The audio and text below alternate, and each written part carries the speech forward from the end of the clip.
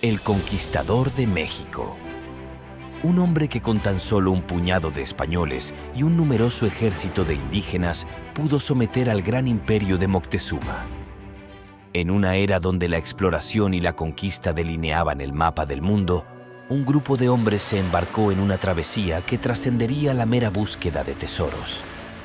Movidos por una insaciable sed de riqueza y poder, estos exploradores se adentraron en lo desconocido, no solo desafiando los límites geográficos, sino también enfrentándose a la colisión de culturas y sueños. Esta es la historia de Hernán Cortés. Alrededor de 1519, un grupo de españoles liderados por Hernán Cortés zarpó hacia México. Los marineros estaban ansiosos por llegar a su destino. Todos llevaban una enfermedad, una que no se curaba con ningún remedio, sino con oro. La codicia y la ambición los cegaba. Tanto a ellos como a su capitán estaban ávidos de riqueza y poder. En su mente solo estaba la idea de conquistar y someter a todo aquel que les hiciera resistencia. Su primera escala fue en la isla de Cozumel, frente a la península de Yucatán. Allí desembarcaron los 500 marineros, entre ellos soldados y mercenarios. Cortés no había tenido mucho tiempo para formar su tripulación, ya que este viaje no había sido aprobado por Diego Velázquez, gobernador de Cuba, al cual estaba subordinado Hernán Cortés. Esto le traería grandes problemas más adelante. Al adentrarse en la selva, Cortés junto a sus hombres encontraron un viejo templo dedicado a la diosa Ixchel. Para los españoles no existía otro dios que no fuera su dios.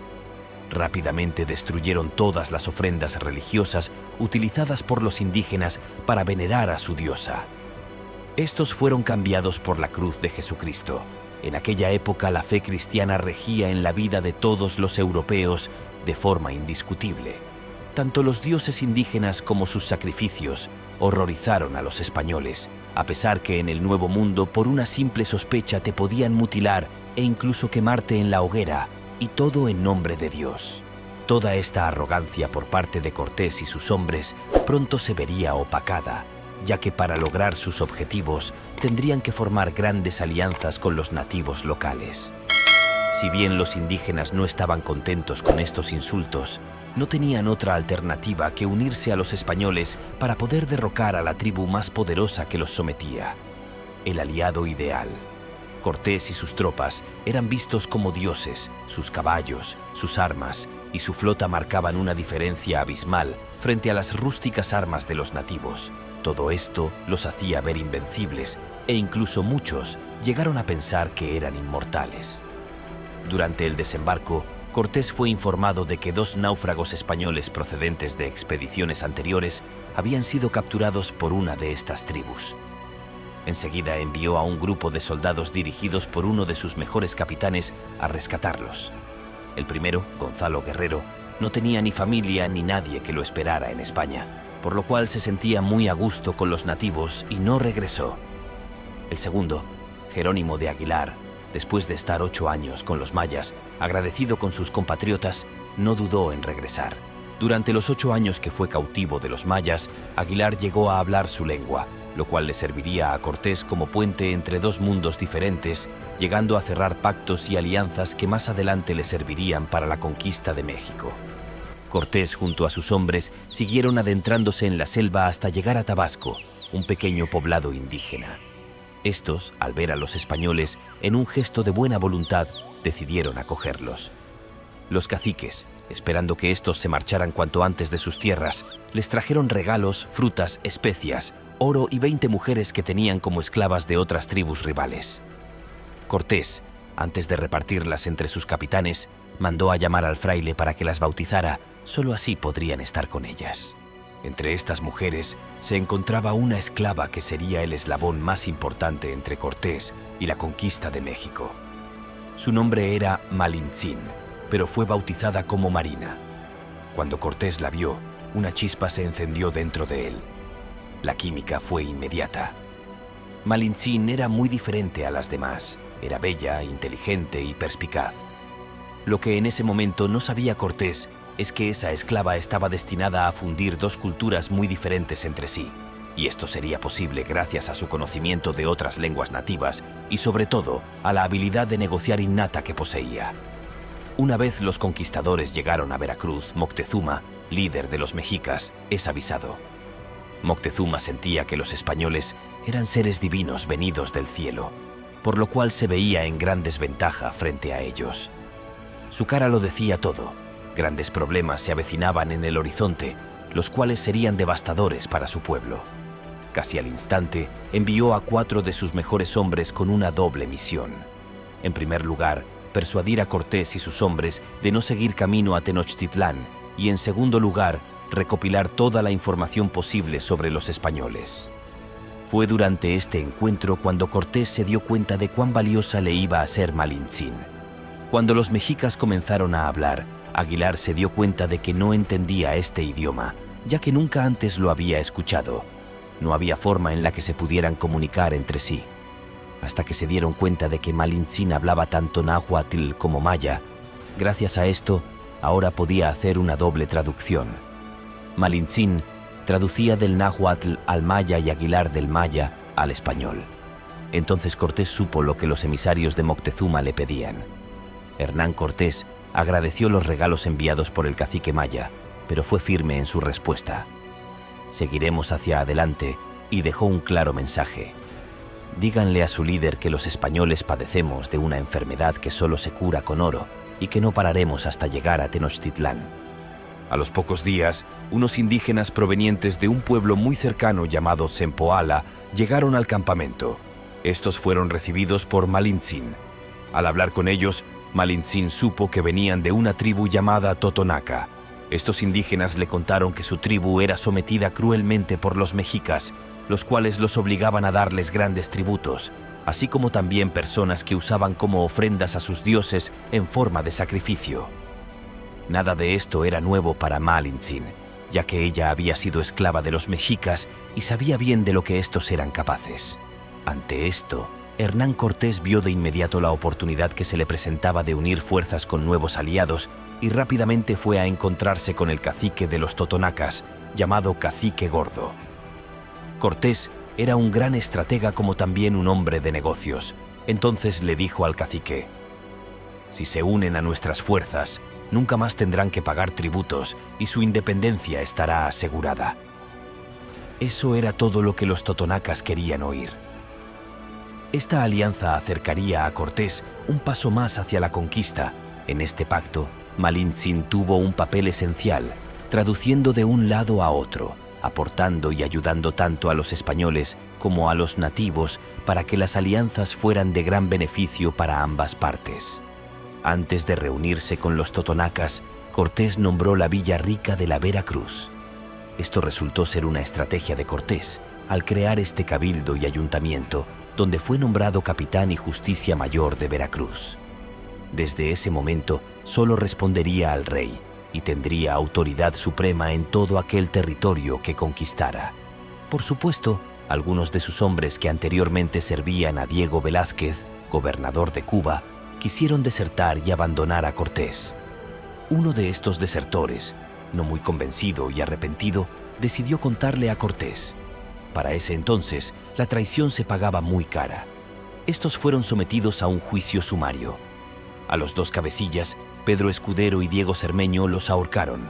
A los marineros implicados les dieron 150 azotes, al timonel le mandó a cortar los pies y al fraile, Juan Díaz, le perdonaron la vida por miedo a Dios. Después de esto, temiendo una nueva revuelta por parte de sus hombres, mandó a hundir los barcos. Toda la tripulación estaba reunida en la costa, viendo cómo lentamente los barcos eran tragados por el mar. Entonces Cortés dijo: «Ya no hay vuelta atrás, es vencer o morir». El mensaje estaba claro, ya no habría más deserciones. Para ese momento, ya Cortés contaba con un gran número de aliados, por lo cual decidió emprender su viaje hacia Tenochtitlán. En su camino, Cortés se enfrentó varias veces con los tlaxcaltecas, quienes solo buscaban probar fuerzas con quienes serían sus aliados, ya que también compartían el mismo enemigo, los mexicas. Cuentan que después de ser derrotados por los conquistadores, el cacique tlaxcalteca envió a 50 de los suyos a reunirse con Cortés. Este Al sospechar que eran espías, les mandó cortar las manos. Al ver la determinación y el gran poder de los españoles, los tlaxcaltecas decidieron aliarse a ellos. Ahora podrían librarse de los mexicas, los cuales los habían sometido por tanto tiempo. Siguiendo las indicaciones de los emisarios de Moctezuma, llegaron a Cholula. Lo que no sabían los españoles era que los cholultecas les habían tendido una trampa. Según cuentan, mientras Malintzin caminaba por un mercado, una anciana cholulteca se le acercó y le contó sobre la emboscada que le habían preparado a los españoles. Ninguno saldría vivo de allí. Malintzin enseguida le contó a Cortés. En las esquinas de las calles habían escondido estacas afiladas para acabar con los caballos. En las azoteas tenían piedras para atacarlos desde arriba y también habían cerrado varias calles para impedir cualquier retirada. Cortés, como gran estratega militar, no lo dudó ni un segundo. Decidido a dar un escarmiento y así evitar futuras revueltas, convocó a los guerreros y más nobles cholultecas en un lugar en el cual no tendrían forma de escapar. Entonces comenzó la masacre. Miles de tlaxcaltecas, con sed de venganza tras años de opresión por parte de los mexicas y sus aliados, junto a los españoles, se lanzaron encima de los cholultecas. La matanza fue brutal. Ya nada ni nadie podía impedir que Cortés llegara a Tenochtitlán. Según las crónicas, al llegar a Tenochtitlán, los españoles quedaron atónitos ante tanta belleza. Esta ciudad hacía palidecer a las grandes ciudades de Europa, las cuales no contaban ni con una tercera parte de la población de Tenochtitlán, que era de alrededor de 200.000 habitantes. Una joya en medio del lago Texcoco. La vegetación, los canales muy bien diseñados, los templos construidos en ofrenda a los dioses. Era toda una maravilla, todo lo que los españoles nunca pensaron encontrarse. Cortés y sus hombres fueron recibidos por Moctezuma. Muchos de sus grandes generales le aconsejaron atacar de inmediato, pero él no los escuchó. Quiso darle lugar a la duda y pensar que, por la vía pacífica, podría hacer cambiar de idea a los españoles y hacerlos abandonar Tenochtitlán, nunca más lejos de la realidad. Según cuentan, mientras todos dormían, el carpintero Alonso Yáñez, buscando un lugar donde poner un altar, descubrió una puerta oculta que daba a una habitación la cual estaba repleta de oro y esculturas preciosas. Según la historia, los españoles decidieron fundir el oro convirtiéndolo en lingotes, para así facilitar su transportación. Por supuesto, este acto vandálico no se quedaría impune, ya que más tarde, durante la noche triste, pagarían bien caro las ofrendas robadas. Mientras Cortés se encontraba con Moctezuma, los mexicas decidieron atacar a los españoles en las costas de Veracruz. 6 españoles fueron asesinados. Esta acción definitivamente cambiaría el curso de la historia. Al enterarse Cortés de este terrible suceso, decide apresar a Moctezuma y colocarle grilletes. Esto era un insulto imperdonable para el líder indígena. Cortés exigió que les entregaran a los responsables y, como escarmiento, los mandó a quemar vivos frente a Moctezuma. A todo esto, Cortés fue informado de que Pánfilo Narváez había sido enviado a arrestarlo por órdenes de Diego Velázquez, ya que, según este, Cortés había desobedecido sus órdenes. Cortés se encontraba en una encrucijada. Si iba a hacerle frente a Narváez, los mexicas podrían sublevarse y, si se quedaba, iba a ser arrestado por Narváez. Era un momento decisivo para Cortés. Entonces decidió dejar 80 soldados y unos cientos de tlaxcaltecas bajo el mando de Pedro de Alvarado para retener Tenochtitlán hasta su regreso. Mientras Cortés estaba fuera, unos jefes y nobles mexicas se reunieron en un templo para venerar a sus dioses. Alvarado, conocido como una persona impulsiva y temiendo una sublevación, decidió masacrarlos. Esta acción por parte de Alvarado fue la gota que colmó el vaso para los mexicas. Se cuenta que los españoles presentaron a Moctezuma frente a los mexicas para que calmara la revuelta. Pero los mexicas ya habían nombrado otro líder, uno que solo quería terminar con los invasores. Moctezuma fue apedreado y asesinado por su propio pueblo. El seguro por el cual los españoles se mantenían con vida había muerto. La masacre fue inmensurable. Los españoles tuvieron que huir de la ciudad para poder salvar sus vidas. Muchos no lo lograron. Todo aquel que llevaba parte del oro robado fue presa fácil para los mexicas. Los lingotes de oro fundido los hacían más lentos y torpes. Sin casi poder defenderse, fueron cayendo uno a uno. La avaricia los había dejado expuestos. Esa noche sería recordada como la noche triste. Cortés, junto a sus hombres y unos miles de aliados indígenas, lograron escapar y se escondieron en Otumba. Al ser un gran estratega, envió emisarios hacia Tlaxcala para que sus aliados se les unieran y así poder hacer frente a los mexicas. Cortés, al percatarse de que la Ciudad de México era una isla rodeada por lagos, decidió asediarla por tierra y por agua, por lo cual mandó a fabricar 13 bergantines. Los mexicas no se esperaban esto. Fueron 3 meses de asedio, no solo militar, sino también los suministros fueron bloqueados. La ciudad estaba sellada, nada entraba ni salía. Los mexicas morían en masa, ya fuese por hambre, sed o fuego. El 13 de agosto de 1521, después de una defensa heroica, Tenochtitlán cayó. Era el inicio de una nueva era. Después de la conquista de Tenochtitlán, Hernán Cortés continuó explorando nuevos mundos, incluyendo expediciones a Honduras y a la península de Baja California. A pesar de su éxito inicial, su poder se vio eventualmente minado por las rivalidades políticas y los desafíos a su autoridad. Con un juicio de residencia abierto, sumado a la enemistad con el virrey Antonio de Mendoza y sin poder entrar en la capital del imperio que había conquistado con tanto esfuerzo, Cortés volvió a España, donde en 1547 murió relativamente olvidado, dejando un legado complejo y controvertido.